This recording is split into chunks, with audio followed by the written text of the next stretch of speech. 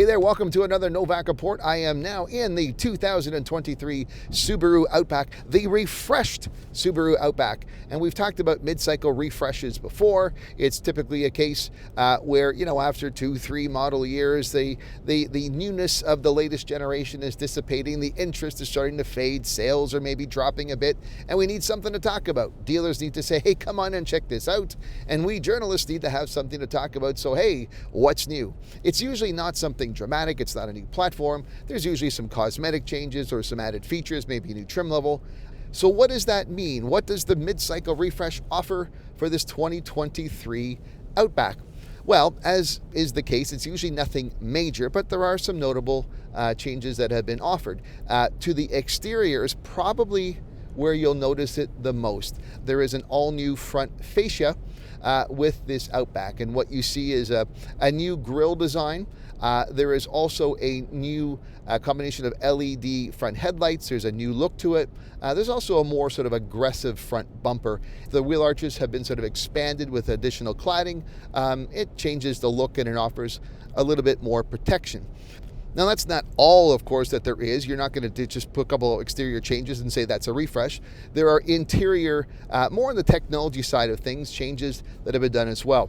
Probably the most notable is their eyesight technology. Those cameras that sit just up above by the rearview mirror. They've enhanced and improved the eyesight technology. There's a greater range of conditions that it now works under. It's because they've updated the software, they've widened the field of vision, and they've even added an electric brake booster for those times when safety matters and you have to work on these things. And also in terms of the center touchscreen, incorporated into it now, we've got wireless Apple CarPlay and Android Auto. You also have wireless charging capability now as standard. Now this actually kind of annoys me, not the wireless charging, but where they placed it, because they have it directly underneath the center screen and in front of your gear selector. The challenge I have with it is getting it out when you want to, pull it away when you're leaving the car. It's really tight, and I struggle to pull it out because of the gear selector being put in park. It's actually harder to take your phone out of the charger when your vehicle is stopped than when you're driving, and that's probably the reverse of the way it should be.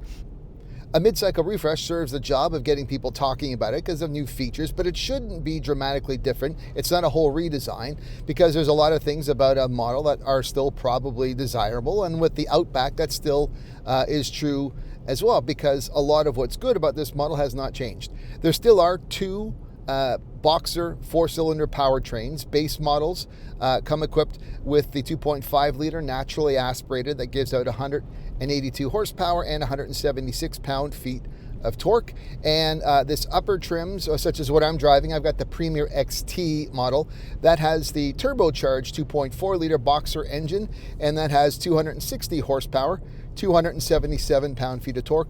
All Outbacks still remain paired to a CVT transmission.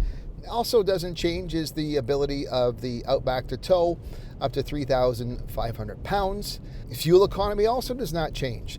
The combined fuel economy ratings for the 2.5 liter Outback, the naturally aspirated, is 8.4 liters per 100 kilometers or 28 US miles per gallon. With the more powerful 2.4 liter turbocharged, its fuel economy rating is 9.4 liters per 100 kilometers or 25 US miles per gallon. Other things that are good about the Outback have not changed. Cargo capacity. This is a wagon. It's a longer, lower vehicle, very popular. I wish we made more of them. There's not a lot of wagons anymore. I think the Outback has kind of I think I read somewhere about 80% of all wagons sold in the US are the Outback. But wagons work because of capacity and the ability to hold things. With this Outback, you have 32.5 cubic feet of cargo space with the seats up, but you have 75.6 cubic feet with the seats down. And the good part about it is there's length. So if you have longer items, that you wouldn't fit in a sedan, or maybe have difficulty in an equivalent size cargo capacity of a crossover that's more vertical, well, you run into those problems. So that's good as well. The other thing about the Outback has always been, in addition to the full-time symmetrical all-wheel drive, the X mode, and all the other things that work well, is again, its ability to be on different roads that, you might go to on weekends, such as, the cottage roads I've been driving on with this review. Ground clearance is always great. It's higher than their typical vehicle. All Outbacks have 8.7 inches of ground clearance, save for the Wilderness trim, which is a little bit higher at 9.5 inches. The Wilderness hasn't had any mid-cycle changes because it was just introduced last year, but still, with 8.7 inches, lots of room to get over, different sort of terrain. Most people who drive this, that higher clearance, that ground clearance, would be most appropriate when, as winter turns into spring and potholes are everywhere on roads, avoiding potholes, or in parking lots. I mean, this is a great family vehicle. So as much as we like to focus on all the great adventure capabilities that people would use it for, which they probably do on occasion, this is that commuting vehicle for families and cargo to put your hockey bags or your golf clubs or your musical instruments for band practice. This is what a vehicle is like, and all those things have not changed. And that's one of the good things about a refresh, is you're not going to lose the foundation. You're just going to get little, additions to what you already have.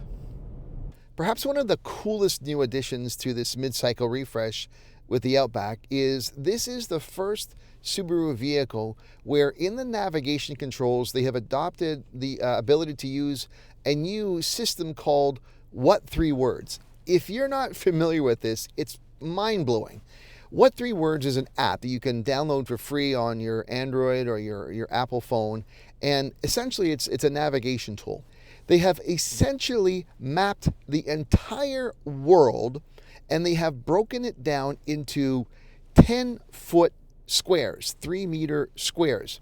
And we're not just talking roads. We're talking every inch of this earth has been mapped into 10-foot squares. I looked in the information. There's 57 trillion squares in this app.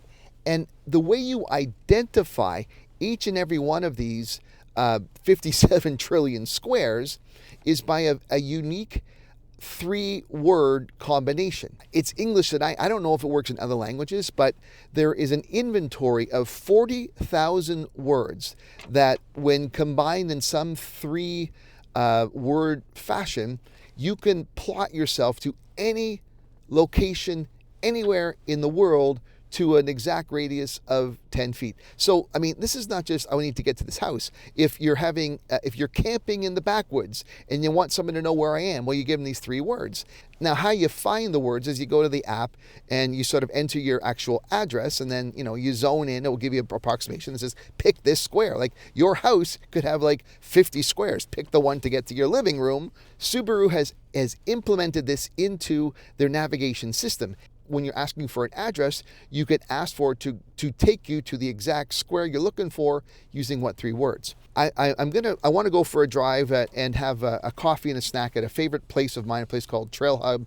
So I've already gone ahead and looked into the app and found the location, the address for it, and I've got 3 words here. So I'm also going to turn on my other camera here so I can show you what's going on when I do this. So let me just turn this on. Navigate to my 3 words. Say the 3 keywords of What Three Words. Kneeling, gasoline, shine. Kneeling, gasoline, shine. Are you ready to start navigating here?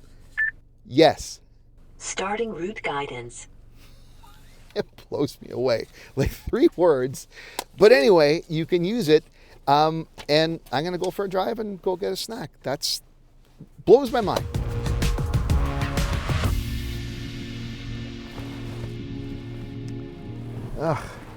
And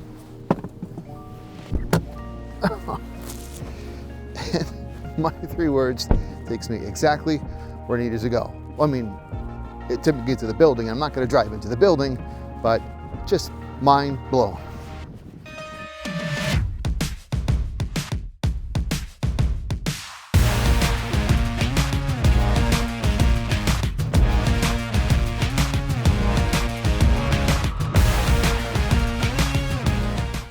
A mid-cycle refresh is always a good time to introduce some new features and a little bit of new design to keep the interest in a model fresh. And with this refreshed 2023 Subaru Outback, I think they've done that. There's all the things you like about an Outback. It remains the same, But those new couple features, the exterior cladding is nice, but the interior tech, and man, that what 3 words, I know it's not a Subaru proprietary thing, but the way I can use it, mind blown. If you're not subscribed to my channel, please consider doing so. And if you are subscribed, make sure you've rung the bell so that you're notified of every time I upload something new. And that's it for now. I'm Eric Novak. Thanks for watching.